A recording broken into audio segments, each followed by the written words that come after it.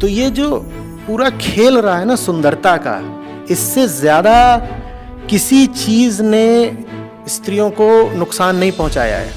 तो जो जितनी सुंदर है, प्रकृति ने इंतजाम करा है उसको उतनी जल्दी अम्मा बना देने का। अब कर लो तुम जीवन में प्रगति और बोध की यात्रा, और तुम यही सोच रही हो कि सुंदर पैदा होना तो बड़े सौभाग्य की बात है। मैं कह रहा हूं सुंदरता को दुर्भाग्य बोल लो, ये ज्यादा सही है। ऑनलाइन प्रतिभागी हैं, उनकी ओर से आया है। इन्होंने अपने बारे में 6-7 बातें लिखी हैं। लंबा चौड़ा एक सवाल भी है और एक कमेंट्री जैसी है।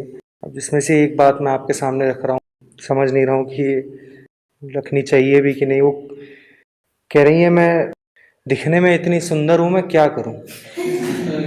सबसे पहले तो यही समझ लो कि इतनी सुंदर हो नहीं। गजब बेइज्जती है। इतना विचित्र है कि क्या इस पर बोलें। सुंदर माने क्या? सुंदर माने क्या? कैसे पता चलता है कोई सुंदर है? हाँ, तो आकर्षक बोल सकते हो ना, सुंदर तो नहीं बोल सकते। नहीं, आकर्षक बोल सकते हो। तो आप सुंदर हैं या नहीं इसका प्रमाण भी दूसरे ही दे देते हैं। आकर्षक लग रहे हो, लोग खींच रहे हैं आपकी ओर, तो आपने कह दिया हम सुंदर हैं। तो इससे तो यही पता चलता है कि आप दूसरों के किसी काम के हो, दूसरे ओर आपकी ओर खींच रहे हैं। तो दूसरे किस काम के लिए आपकी ओर खींच रहे हैं भाई? क्योंकि साफ सुथरे शब्दों के पीछे हम असलियत छुपा ले जाते हैं। जब आप बोलते हो कि मैं बड़ी सुंदर हूँ, तो वास्तव में आप बोल क्या रही हो? आप ये बोल रही हो कि मैं जवान लड़कों के, पुरुषों के यौन सुख, सेक्सुअल प्लेजर के लिए बड़े काम की चीज़ हूँ। यही हुआ ना, या और भी कुछ हुआ इससे अलग? आप सुंदर हो तो आपकी ओर लोग खींच रहे हैं, यही हो रहा है ना। इसी से आप कहते हो मैं सुंदर हूँ। वो काहे के लिए खींच रहे हैं? आपसे ज्ञान लेने के लिए आ रहे हैं? किस लिए आ रहे हैं आपके पास? आपसे वो अंतर्राष्ट्रीय विषयों पर मंत्रणा करने आ रहे हैं, आपके साथ टेनिस खेलेंगे। वो जो लोग आपको आकर्षक मान रहे हैं, वो किस लिए आपके पास आना चाहते हैं? आप हैं तो बड़ी सुंदर। वो किस लिए आपके पास आना चाहते हैं? बिल्कुल ज़मीन की बात करो, हवा हवाई छोड़ो कि वो रोमांस के लिए आना चाहते हैं, वो दिल की शांति के लिए आना चाहते हैं, या वो उनको लगता है कि हमारी स्वर्ग में बनी हुई जोड़ी है इसलिए आना चाहते हैं। जोड़ी है, पोड़ी है, जो भी है, वो किस लिए है? वो किस लिए है? तो ले दे करके आप ये बोल रहे हो कि मैं बड़ी उपयुक्त चीज़ हूँ, फिट चीज़ हूँ, एक जेंडर को सेक्सुअल प्लेजर देने के लिए। ठीक है, तो इसमें आपको क्या मिला? इसमें आपको क्या मिला? आप अपने आप को उपलब्ध करा दीजिए, दूसरों को सेक्सुअल प्लेजर आपसे मिल जाएगा। आप खड़े हो जाइए कि मेरे साथ जो करना है करो, तो दूसरों को तो आपसे कुछ 2 कौड़ी का फायदा मिल जाएगा। आपको क्या मिला? तो जो पूछ रही हैं मैं इतनी सुंदर हूँ, मैं क्या करूँ, उनको यही जवाब है, कुछ ऐसा करो जिसमें तुम्हारा फायदा हो। अभी तो जिसको तुम अपनी सुंदरता बोलती हो उससे बस दूसरों का फायदा है। तुम्हें क्या मिल रहा है? कहेंगे नहीं मुझे भी तो मिलता है। तुम्हें क्या मिलता है? कह रहे ऐसे ही थोड़ी उनको मैं सेक्सुअल प्लेजर दे दूंगी, बाकायदा कीमत लगती है। हाँ, वो कीमत एकदम खोल के नहीं लगाई जाती, नहीं तो जेल जाना पड़ेगा, वेश्यावृत्ति हो जाएगी। तो दबे छुपे लगाई जाती है। मुझे तोहफे दे दो या मुझे तनख्वाह दे दो अपनी, ये सब चलता है। काम कुछ नहीं करूँगी पर मुझे अपने घर में रख लो, तुम दिन भर काम करो, मैं घर में अपना मस्त बिस्तरे में लेटूंगी, 500 इंच के टीवी में घटिया सीरियल देखूंगी। तो ये सब कीमतें हैं जो लगाई जाती। मैं पूछ रहा हूँ तुम्हें ये सब मिल भी गया तो क्या मिल गया? तो कुछ ऐसा करो ना जिसमें तुम्हें कोई सार्थक चीज मिल जाए। नहीं तो सुंदरता कोई फायदे की चीज नहीं है। सुंदरता एक बीमारी की तरह है, करीब करीब एक लायबिलिटी की तरह है। क्योंकि आपकी बोली लगनी शुरू हो जाती है ना। आप सुंदर है, वही जो बात है, आकर्षक है, लोग आएंगे और वो आके तुरंत क्या करेंगे, बहुत सारे आएंगे, वो क्या करेंगे, फिर वो तय कैसे करेंगे कि आपका सौंदर्य किसको मिलेगा? वो बोलियां लगाते हैं, बिडिंग होती है, ऑक्शन, और आप बिकते हो, बाकायदा बिकते हो। और जब बिक करके ही जिंदगी की सहूलतें मिलने लग जाती हैं तो आपके पास फिर कोई कारण नहीं रह जाता जिंदगी में किसी ऊंची चीज को मेहनत करके हासिल करने का। जब कुछ नहीं करना है, बिक करके ही बहुत कुछ पा लेना है, तो काहे को ज्ञान बढ़ाएं, काहे को कुशलता बढ़ाएं, काहे को जिंदगी में कुछ भी हासिल करके दिखाएं। तो अजीब सी स्थिति यह है कि एक साधारण दिखने वाली लड़की से शायद ज्यादा मुश्किल है एक सुंदर लड़की की जिंदगी, क्योंकि उसके खरीदार बहुत ज्यादा हैं और उसे बहुत कुछ मिल जाएगा। और ये जो तुमको मिल जाएगा ना अपनी सुंदरता के कारण, यही नर्क है तुम्हारा। तुमको लगेगा ये तो मुझे यूं ही मिल गया है, मैं सुंदर हूं ना इसलिए मुझे ये सब मिल गया है। वो तुम्हें यूं ही नहीं मिल गया है।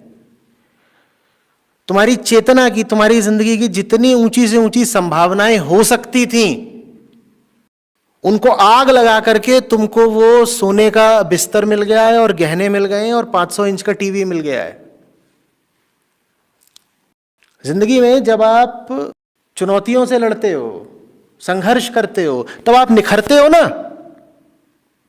अब आप इतनी सुंदर हैं कि क्या करें, आपको संघर्ष तो करना ही नहीं पड़ेगा, तो आप निखरोगे भी नहीं।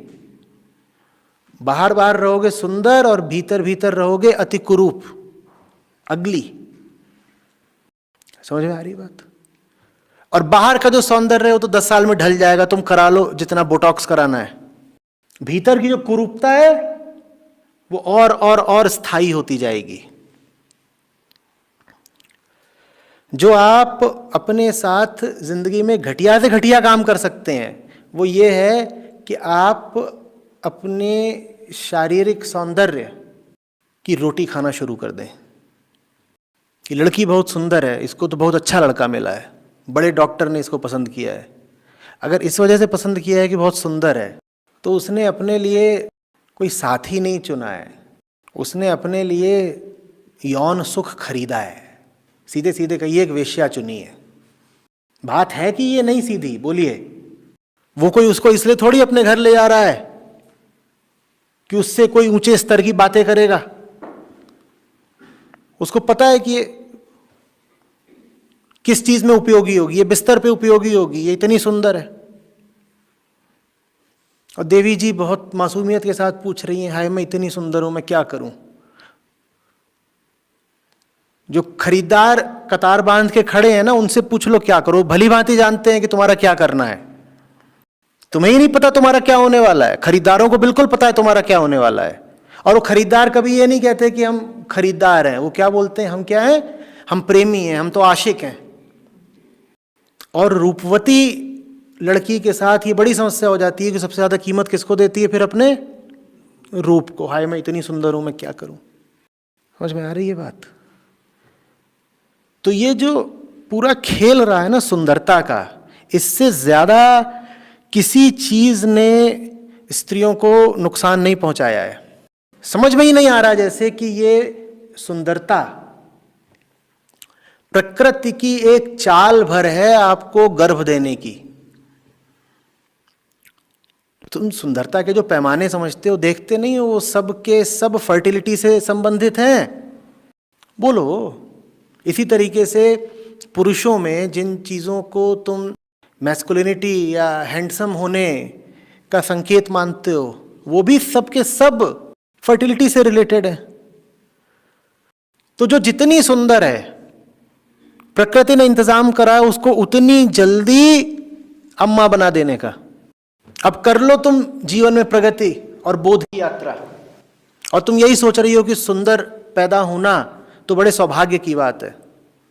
मैं कह रहा हूं सुंदरता को दुर्भाग्य बोल लो, ये ज्यादा सही है। फिर सुंदर होकर के तुमको वो सम्मान और वो अटेंशन भी आसानी से मिलने लग जाता है जो दूसरों को बड़ी मेहनत करके मिलता है।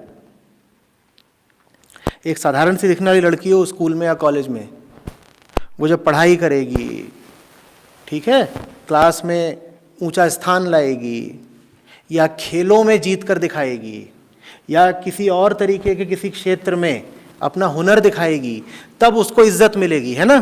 तब जाकर के लोग उससे कहेंगे अच्छा क्या बात है, अच्छा बड़ा अच्छा खेली आप, या वाह आपकी तो टॉप रैंक आई है। उसको तब जाकर के कुछ ध्यान, कुछ अटेंशन मिलेगा। और जो सुंदर लड़की होगी वो कुछ नहीं, वो एक नंबर की डम्ब हो, कुछ ना आता हो जिंदगी में, उसको एकदम किसी तरीके से उसको प्रमोशन कर करके पास किया जा रहा हो, तब भी उसके पास लोग हमेशा इकट्ठा रहेंगे और उसको लगेगा देखो मैं तो बड़ी महत्वपूर्ण हूँ, बड़ी इंपॉर्टेंट हूँ, मुझे इतना अटेंशन मिलता है। और जब तुमको बिना कुछ करे धरे ही इतना सम्मान और इतना झूठा अटेंशन मिल ही रहा है, तो फिर तुम कोई तरक्की करोगी क्यों? समझ में आ रही बात? तो जो चीज आपको मिलनी चाहिए मेहनत से, वो मिलने लग जाती है जिस्म से। अब आप और ज्यादा शरीर केंद्रित, बॉडी सेंटर्ड हो जाते हो, क्योंकि आपको जो मिल रहा है वो किसकी बदौलत मिल रहा है? किसकी बदौलत मिल रहा है? जिस्म की बदौलत ही तो मिल रहा है। जब आपको पता है कि आपको जिंदगी में जो भी मिल रहा है वो बॉडी के कारण ही मिल रहा है, तो फिर आप और ज्यादा बॉडी ही बन जाते हो। मैं कौन हूं? मैं तो यही हूं। फिर आप क्या करते हो? फिर आप जबरदस्त खर्चे करते हो कॉस्मेटिक्स पे। फिर आप दिन के 2-2, 4-4 घंटे लगाते हो बस अपना सौंदर्य निहारने में और संवारने में। फिर आपकी ज़िंदगी के बड़े प्रोजेक्ट्स यही होते हैं कि बाल सीधे कराने हैं और रंगवाने हैं, और यहाँ पे ये हो गया है और यहाँ ये हो गया है, और फलाने नाखून में फलाने शेड का करना है। ये आपकी ज़िंदगी के बड़े मुद्दे हो जाते हैं, और आपकी मजबूरी है इन मुद्दों को बड़ा बनाना, क्योंकि इन्हीं से आपकी ज़िंदगी है, इन्हीं से आपका पेट चल रहा है, इन्हीं से आपको सम्मान मिल रहा है, इन्हीं से आपकी उपयोगिता है। और आप फिर बहुत डर में जीना शुरू कर देते हो। बताओ क्यों? क्योंकि आपको पता है रूप ढल रहा है, और आपको पता है कि रूप किसी की बपौती नहीं होती। आप रूपवती हैं, कोई आपसे ड्योढ़ी रूपवती हो सकती है। आपको पता है अगर कि आपके जो रिश्ते हैं वो रूप की बुनियाद पर ही खड़े हैं, तो जल्दी ही कोई दूसरी आ सकती है जिसका रूप आपसे भी आगे का हो, तो आप डरे हुए रहते हो हमेशा। आप जिसके साथ हो आप उस पर बंधन कस के रखोगे, और आप दिन रात इसी चक्कर में रहोगे कि आपका रूप कहीं ढल ना जाए। लेकिन रूप तो दोपहर की तरह है, सांझ होनी है, उसे ढल जाना है। सूरज हमेशा तो नहीं चमकना, और जब वो ढलने लगता है तो फिर आपको हो जाता है डिप्रेशन। अब मुझे बताओ मैं क्या करूं? मैं इतनी सुंदर हूं, मैं क्या करूं? समझ भी नहीं पाते कि ये जितने घूम रहे हैं आपके सौंदर्य के याचक, क्षमा के परवाने, ये वास्तव में आपको कोई इज्जत, कोई सम्मान देते नहीं है। ये बस आपको बेवकूफ बना रहे हैं आपके मुंह पर। इन्हें आपसे बस एक चीज चाहिए, तो आप पलट के जवाब क्या देती हैं? तो हम कहाँ से कम हैं? अगर वो हमसे एक चीज ले रहे हैं तो हम भी तो उनसे जम करके कई चीजें लेंगे। पैसा, सुविधा, सहूलियतें, सुरक्षा। ये बहुत सस्ता सौदा कर लिया आपने। इस व्यापार में पड़िए ही मत। जिस्म की सुंदरता को अपनी पहचान मत बनाइए। सधा हुआ जिस्म हो, मजबूत जिस्म हो, वो ज्यादा अच्छी बात है। आकर्षक हो ना हो, तगड़ा होना चाहिए, ताकि जिंदगी में आप जो भी काम करने जा रही हैं शरीर उसमें असफल ना हो जाए। और जिंदगी में जिन्हें भी बड़े काम करने हैं उन कामों में एक बाधा शरीर भी बनता है। ऐसा नहीं है कि चुनौतियां सिर्फ मानसिक होती हैं। आप कोई बड़ा प्रोजेक्ट उठाइए, शरीर भी एक समस्या बन के खड़ा हो जाता है कि साथ नहीं दे रहा है। तो शरीर मजबूत रखिए, वो कहीं ज़्यादा ज़रूरी है। कोमल कोमल, सुंदर सुंदर पुरुषों को तो आपके शरीर में वही सब कुछ आकर्षक लगता है जहाँ फैट है, और आपके लिए ज़रूरी होना चाहिए वो सब कुछ जहाँ मसल है।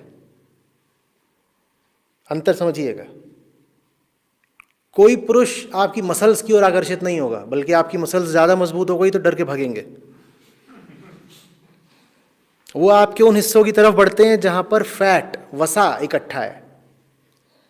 और आपका उद्देश्य बिल्कुल उल्टा होना चाहिए कि ये फैट जहां जहां इकट्ठा है इसको कम करना है। मजबूत क्या होनी चाहिए? मसल। जहां तक शरीर की बात, और शरीर से आगे क्या मजबूत होना चाहिए? मन।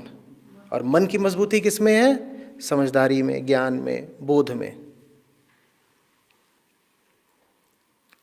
समझ रहे हैं?